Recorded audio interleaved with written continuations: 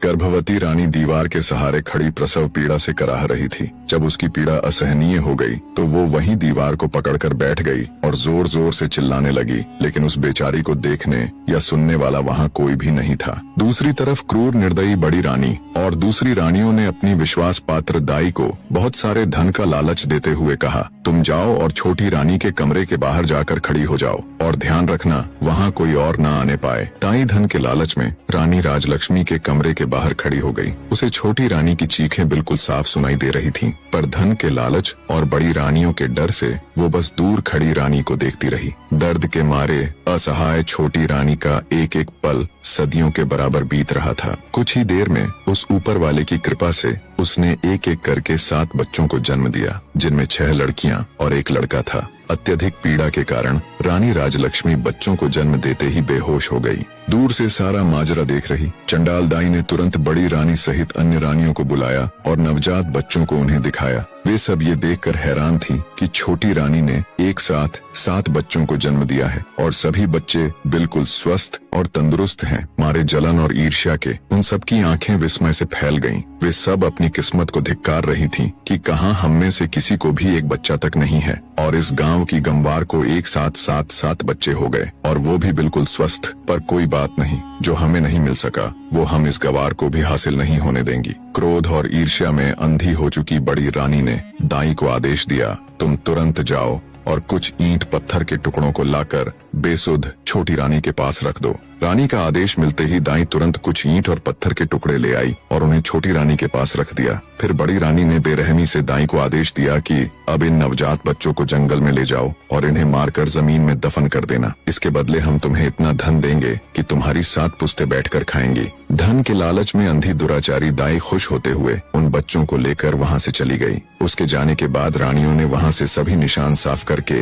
ईंट पत्थरों को छोटी रानी के पास रख दिया और सभी अपने कमरे में चली गई। थोड़ी देर में दाई जंगल से लौटकर रानियों के पास आ गई। तब बड़ी रानी ने पूछा, क्या तुमने बच्चों को दफन कर दिया था? दाई के हाँ भरने पर रानियों ने उसे खूब सारा धन देकर चलता कर दिया। जब सब कुछ बड़ी रानी की योजना अनुसार हो गया, तब वो अन्य रानियों के साथ बेसुध पड़ी छोटी रानी के पास जा ठंडे पानी के छींटे मारकर उसे होश में लाती है। होश में आते ही छोटी रानी ने पूछा, मेरा बच्चा कहाँ है? मेरा बच्चा कहाँ है? मुझे क्या संतान हुई, लड़का या लड़की? पास पड़े ईंट और पत्थरों की ओर इशारा करते हुए बड़ी रानी बोली, ये देखो, तुमने इन ईंट और पत्थरों को जन्म दिया है। ये सुनते ही छोटी रानी एकदम से आश्चर्य के साथ सन्न रह गई और बोली, ऐसा कैसे हो सकता है कि मैंने ईंट और पत्थरों को जन्म दिया है? नहीं, ये नहीं हो सकता। मैं ये मान ही नहीं सकती कि मुझे बच्चे की जगह ये ईंट और पत्थर हुए हैं।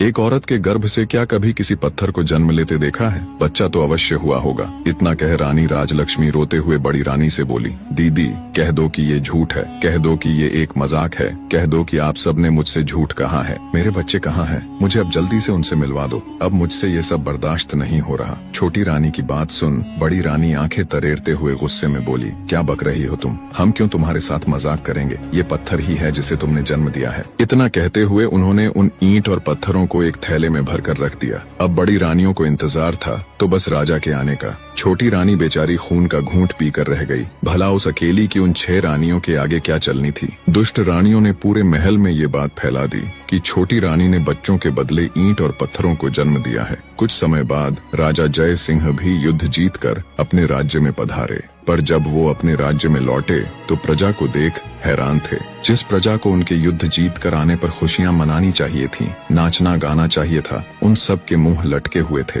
ये सब देख राजा को बड़ा आश्चर्य हुआ। वो असमंजस के साथ राजभवन में आए तो बड़ी रानी सहित अन्य 6 रानियों ने उनका स्वागत किया। उनके चेहरे पर अलग ही खुशी झलक रही थी, पर छोटी रानी राजलक्ष्मी का चेहरा मुरझाया हुआ था। ये सब देख राजा ने अपनी छोटी रानी से पूछा, क्या हुआ रानी, आपका चेहरा मुरझाया हुआ क्यों है? छोटी रानी कुछ कहती, उससे पहले ही बड़ी रानी बोल पड़ी, महाराज, चेहरा तो मुरझाना ही था, इसका भेद जो खुल गया है। राजा बोला, भेद? कैसा भेद? तुम मुझे साफ साफ बताओ रानी कि आखिर बात क्या है? क्या रानी का प्रसव ठीक से हो गया था? तब दुष्ट रानी दुख का दिखावा करते हुए बोली, महाराज, हमें ठग लिया गया है। हम सबके साथ बहुत बड़ा फरेब किया गया है। ये भोली सूरत वाली रानी राजलक्ष्मी एक झूठी मतकार और धोखेबाज औरत है। महाराज, ये धूर्त स्त्री गर्भवती होने का दिखावा करती रही, जबकि ये कभी गर्भवती थी ही नहीं। इसने तो बस सब दिखावा किया है। गर्भ होने पर कुछ तो होता, इसे तो ईंट और पत्थर हुए हैं। इतना कहकर बड़ी रानी ने थैले में इकट्ठे किए हुए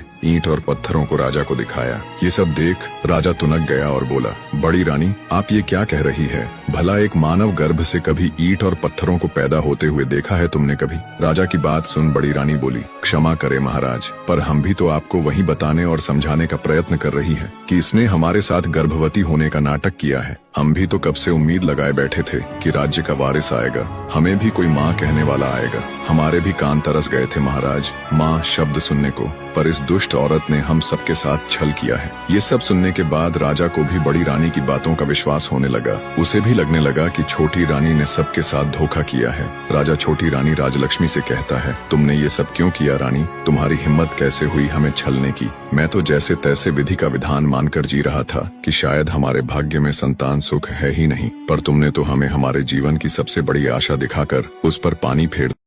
गुस्से से भरा राजा लगातार अपनी छोटी पत्नी को सुनाए जा रहा था, मैंने तो तुम्हारा मासूम सा चेहरा देखकर तुमसे शादी की थी। मुझे क्या पता था तुम हमारे साथ इतना बड़ा विश्वासघात करोगी। आज से तुम इस महल में एक रानी नहीं बल्कि नौकरानी बनकर रहोगी। अब चली जाओ मेरी नजरों के सामने से, नहीं तो पता नहीं मैं गुस्से में क्या कर बैठूंगा। बेचारी छोटी रानी अत्यंत दुखी हृदय से चुपचाप कमरे से बाहर चली जाती है। इस घटना के बाद राजमहल में छोटी रानी का जीना दुस्सवार हो गया। बड़ी रानियां उसके साथ बहुत बुरा व्यवहार करती, नौकरानियों से भी ज्यादा उससे काम लिया जाता।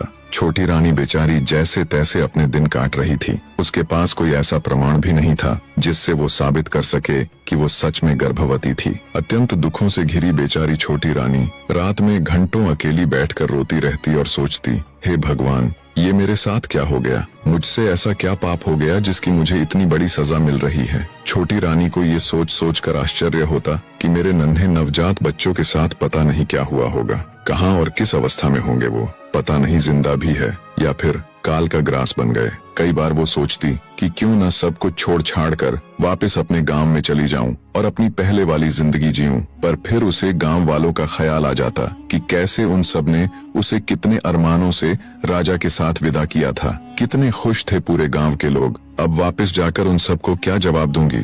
किस मुंह से अपने दुर्भाग्य की कथा उनको बताऊंगी? यही सब सोचकर वो गांव जाने का विचार त्याग देती है। ऐसे ही समय गुजरता गया। एक दिन राजा जयसिंह अपने राज दरबार में बैठा था, तभी उनके राज्य में स्थित एक छोटे से गांव का प्रधान उनके पास आता है और हाथ जोड़कर राजा से कहता है, महाराज, आज मैं आपके सामने अपने गांव की एक बहुत ही विचित्र घटना के बारे में बताने के लिए हाजिर हुआ हूँ। ये घटना इतनी विचित्र है महाराज कि इसके बारे में आपको अवश्य पता होना चाहिए। राजा जयसिंह ग्राम प्रधान की बात सुन कहता है, कहो प्रधान जी, ऐसी क्या विचित्र घटना हुई भला? तब ग्राम प्रधान राजा को बताना आरंभ करता है। दोस्तों, वो क्या विचित्र घटना थी जिसके बारे में बताने के लिए ग्राम प्रधान राजा के पास आया था, वो तो आपको अगले भाग में देखने को मिले।